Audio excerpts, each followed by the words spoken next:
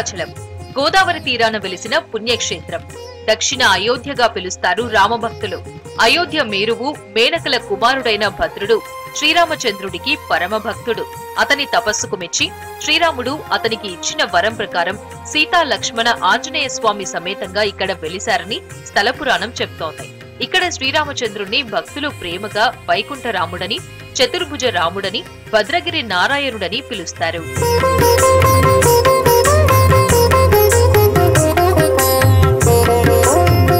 భద్రాచలానికి కేవలం పురాణ ప్రాశస్త్యమే కాదు, ఘనమైన చరిత్ర కూడా ఉంది. భద్రాచలం సమీపంలోని భద్రిరెడ్డిపాలెం గ్రామానికి చెందిన పోకల దమ్మక్క శ్రీరాముడిని కొలుస్తుండేదట. ఆ మహాభక్తురాలి భక్తికి మెచ్చి ఒకరోజు శ్రీరాముడు ఆమెకు కలలో కనిపించాడట. తాను గతంలో ఇచ్చిన వరం ప్రకారం భద్రగిరిపై ఉన్నానని, తనకి మిగతా భక్తులు కూడా పూజలు చేసేలా ఏర్పాట్లు చేయాలని శ్రీరాముడు చెప్పారట. అంతేకాదు, దమ్మక్కకు మరో పరమ భక్తుడు సాయంగా నిలుస్తాడని కూడా సెలవిచ్చారట. భద్రగిరిపై స్వామివారు వెలిసిన ప్రాంతాన్ని గుర్తించిందట దమ్మక్క. అక్కడే పందిరి నిర్మించి పండ్లు నైవేద్యంగా సమర్పిస్తూ వచ్చిందట. ప్రతి ఏటా సీతారాముల కళ్యాణం కూడా నిర్వహించారని చెప్తోంది స్థల పురాణం.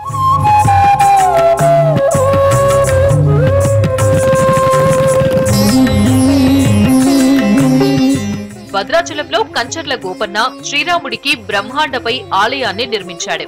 గోల్కొండ ప్రభువు తానీషా కొలువులో మంత్రులు అక్కన్న, మాదన్నల మేనల్లుడు గోపన్న. పాల్వంచ తాలూకా తహసీల్దార్ గా గోపన్న పనిచేస్తుంటాడు. భద్రాచలంలో వెలిసిన శ్రీరాముడి గురించి తెలుసుకుని ఆయనకు వీరభక్తుడిగా మారుతాడు. కబీర్ దాసు శిష్యుడైన శ్రీ రామదాసుగా మారిపోతాడు. భద్రాచల రాముడికి ఓ మంచి ఆలయం లేకపోవడాన్ని చూసి ఎంతో బాధపడతాడు. తాను ప్రజల నుంచి పన్నుగా వసూలు చేసిన సర్కార్ డబ్బుతో తన ఇష్ట దైవానికి ఆలయాన్ని కట్టిస్తాడు.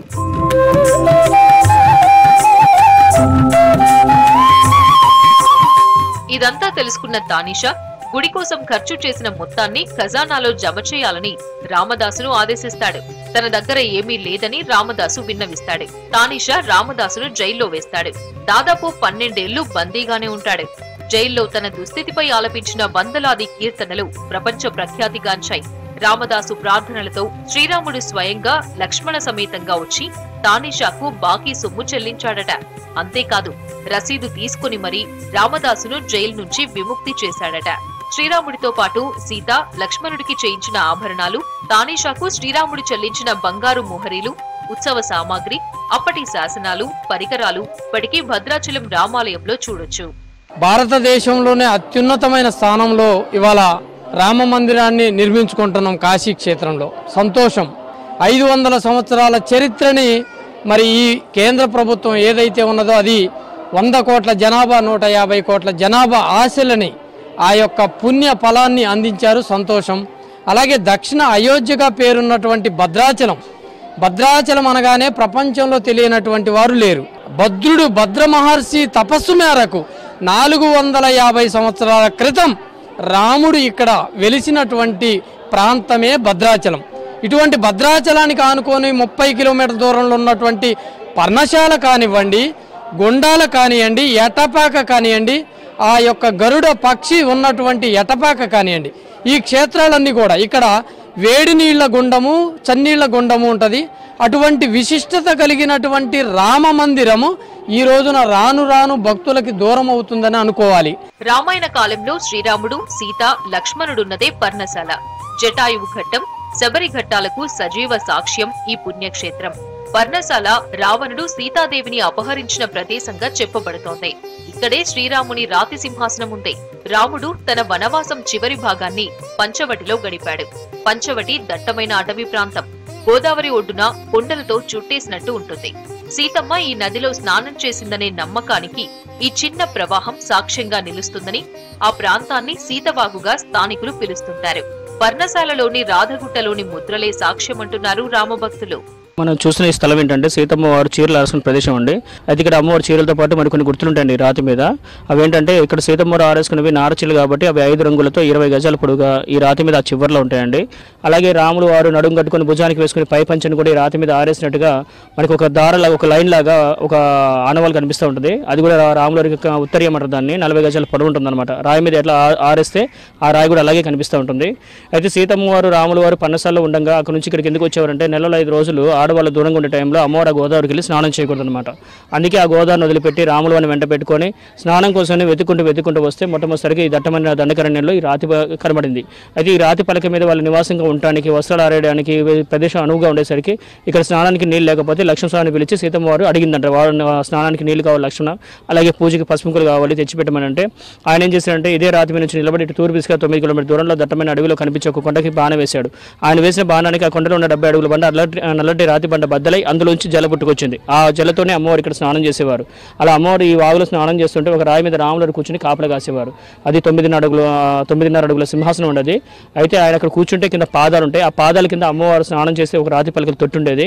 అయితే ఒక 25 ఇయర్స్ కిందట ఏమైందంటే వచ్చిన భక్తులకి అక్కడ నీళ్లు కనిపిస్తున్నాయి కదండి, అట్లా ముట్టుకునేసరికి దగ్గరికి వెళ్ళేసరికి పడిపోతున్నారు. అందుకని దాన్ని పూర్తి చేశారనమాట. ఇప్పుడు తొట్టి అనేది కనిపించదు, రాములవారి పాదాలు అయితే స్పష్టంగా కనిపిస్తుంటాయి అక్కడ కూర్చున్నట్టుగా. అందుకని దీన్ని సీతమ్మ వాగని పిలుస్తారండి. ఇక్కడ 365 రోజులు ఈ స్నానానికి అమ్మవారు నీళ్లు తెప్పించుకుందే కాకుండా ఇక్కడ లక్ష్మణస్వామి ఏ కొండకైతే బాణ వేసి నీళ్లు తెచ్చాడో అదే కొండ ప్రాంతం నుంచి అమ్మవారి కోసం ఒక పసుపు రాయిని కుంకురాన్ని తీసుకొచ్చాడు. ఇప్పటికీ ఆ రాళ్ళు ఈ ప్రదేశంలో దొరుకుతాయండి. ఈ నీళ్లు ఎంతకాలం అయితే ఈ ప్రదేశంలో ఉంటాయో ఆ రాళ్ళు అంతకాలం ఆ కొండ ప్రాంతం నుంచి వస్తూనే ఉంటాయి. పర్ణశాల చరిత్రకు సంబంధించిన మరో కథ కూడా ఉంది. సీతాదేవిని మోసం చేయడానికి బంగారు జింక రూపంలో వచ్చిన మారీచుడిని ఇక్కడే శ్రీరాముడు వధించాడని నమ్ముతారు. భద్రాచలం ఆలయానికి అనుబంధంగా దుమ్ముగూడెం మండలం పర్ణశాలలో మరో దేవాలయం ఉంది. శ్రీరాముడు వనవాసం చేసిన సమయంలో పంచవటి కుటీరాన్ని ఇక్కడే నిర్మించుకున్నారట. భద్రాచలం ఆలయానికి వచ్చే భక్తులందరూ పర్ణశాలలోనూ రామయ్యను దర్శించుకుంటారు. రామయ్య వనవాసం చేసిన సమయంలో కీలక ఘట్టాల ఇతివృత్తాన్ని తెలియజేసేలా పర్ణశాల ఆలయ ఆవరణలో విగ్రహాలు, కుటీరాన్ని ఏర్పాటు చేశారు. దక్షిణ అయోధ్యగా పేరుగాంచినటువంటి భద్రాచల క్షేత్రానికి సమీపంలో ఒక 35 కిలోమీటర్ల దూరంలో పర్ణశాల అనేటువంటి గ్రామం ఉన్నది. ఇక్కడే స్వామివారు వనవాసం సమయంలో అగస్త్య మహాముని యొక్క ఆజ్ఞ మేరకు ఇక్కడ కుటీరాన్ని ఏర్పాటు చేసుకొని ఇక్కడ 2.5 సంవత్సరాల పాటు నివసించడం జరిగింది.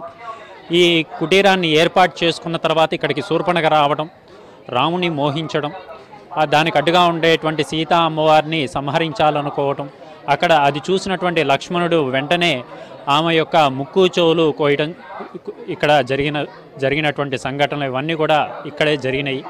రావణుడు సీతా అమ్మవారిని కూడా ఈ యొక్క పర్ణశాలలోనే సీతాపహరణ చేయడం జరిగింది.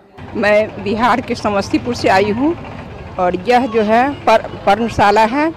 यहीं पर सीता जी, राम जी और लक्ष्मण जी सब आदमी अधिक दिनों तक यहीं रहे यहीं से सीता जी का हरण भी हुआ।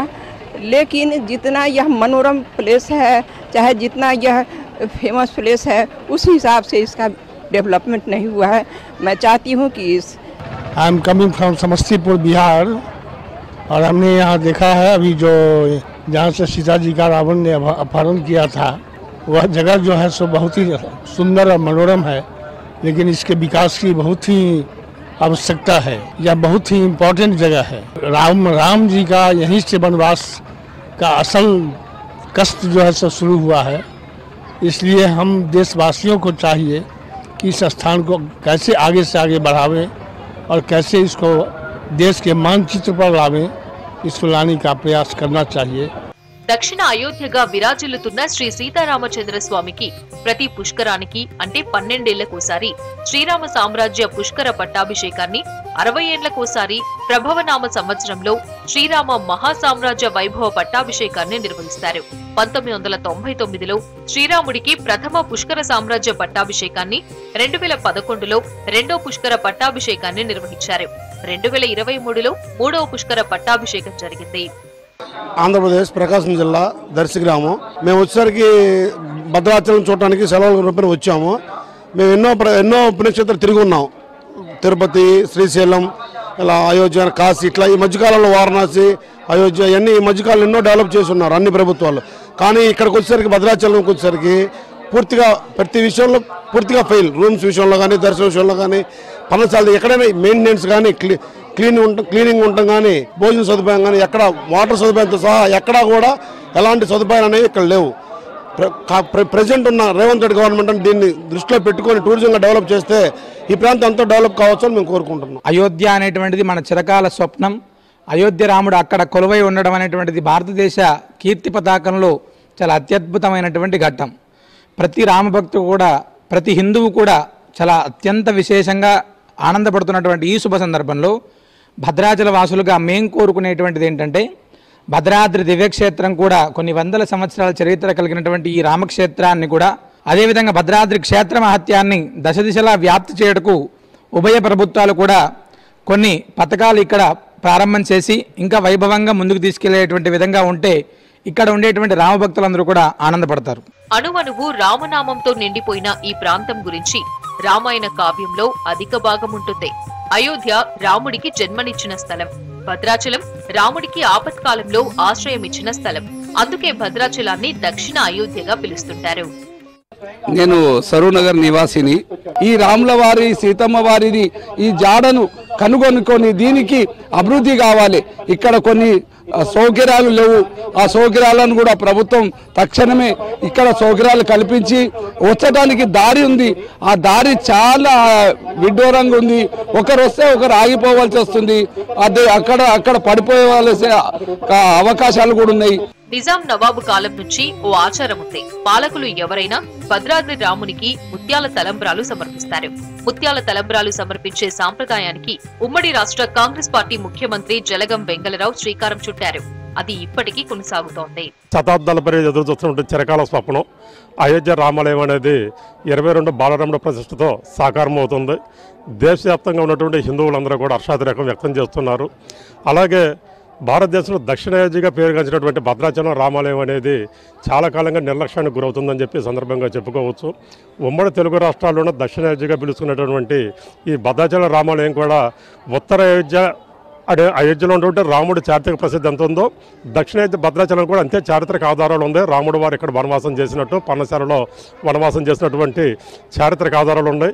ఎటపాకులో జటాయు మండపం కానీ అన్నీ కూడా గత చరిత్రక ఆనవాలుగా ఈరోజు బాసిల్లుతున్నవి. 100 కోట్ల హామీ ఇస్తాను రామాలయం అభివృద్ధి కోసం, మాడవీధుల అభివృద్ధి కోసం అనేది ప్రకటనలు చేశారు. కానీ గత దశాబ్ద కాలంగా కూడా ఆ ప్రకటనగా పరిమితమైనవి కాబట్టి అమలు కార్యక్రమం అనేది ఏమాత్రం కనిపించలేదు. ఆధ్యాత్మికంగా పర్యాటకంగానూ అనుకూలంగా ఉండే భద్రాచలం ఆలయ అభివృద్ధి జరగాలని ఏళ్ల తరబడిగా భక్తులు ఎదురు చూస్తున్నారు. రాష్ట్ర విభజన తర్వాత ఈ ప్రాంతంపై ప్రత్యేక దృష్టి ఉంటుందని భావించారు. పర్ణశాలలో రామాయణ ఘట్టాలు, సన్నివేశాలతో థీమ్ పార్క్ ప్రతిపాదన ఇంకా ఆచరణలోకి రాలేదు. కేంద్ర ప్రభుత్వ ప్రసాద్ స్కీమ్ లో భాగంగా రామాయణం సర్క్యూట్ లో భద్రాచలాన్ని చేర్చారు. తొలి దశలో దాదాపు 42 కోట్ల అంచనాతో తీర్థయాత్ర సౌకర్యాల అభివృద్ధి ప్రాజెక్టుకు కేంద్ర పర్యాటక శాఖ ఆమోదించింది. ప్రసాద్ స్కీమ్ కింద పనులకు 2022 డిసెంబర్లో రాష్ట్రపతి ద్రౌపది ముర్ము ప్రారంభించారు. ఏ అవతారం ఎత్తాలన్నా వైకుంఠం నుంచి లక్ష్మీనారాయణ రావాలి, అవతారం ఎత్తి అవతారం చాలించి వైకుంఠానికి వెళ్ళిపోవాలి. అలా అయోధ్యలో నుంచి అవతారం చాలించి వైకుంఠానికి వెళ్ళిపోయిన రాముడు మరల యొక్క ద్వాపర యుగం చివరలో మేరుదేవి అనే యొక్క దంపతుల యొక్క కోరిక మీదుగా బ్రహ్మదేవుడు తపస్సు చేస్తే వారికి ప్రత్యక్షమయ్యి వారికి రామభక్తి కలిగిన కుమారుని కావాలని కోరారు. అప్పుడు ఈ యొక్క త్రేతాయుగంలో రాముడు ఏ శిలకైతే దీవెనిచ్చాడో ఆ యొక్క దీవెనగా ఒక భద్రుడు అనే ఒక కుమారుడు జన్మించారు. అతనికి రామభద్రుడని నామకరణం చేయడం, ఆయన ఇక్కడ తపస్సు చేయడం, ఆ తర్వాత వైకుంఠం నుంచి మరల రామునిలాగా వచ్చి నారాయణుడు దర్శనం ఇవ్వడం. అంటే అయోధ్యలో ఏ విధంగా అయితే రాముడు అవతరించి రాజ్య పరిపాలన చేశాడో అంత గొప్ప చరిత్ర మళ్ళీ భద్రాచల క్షేత్రానికి ఉంది.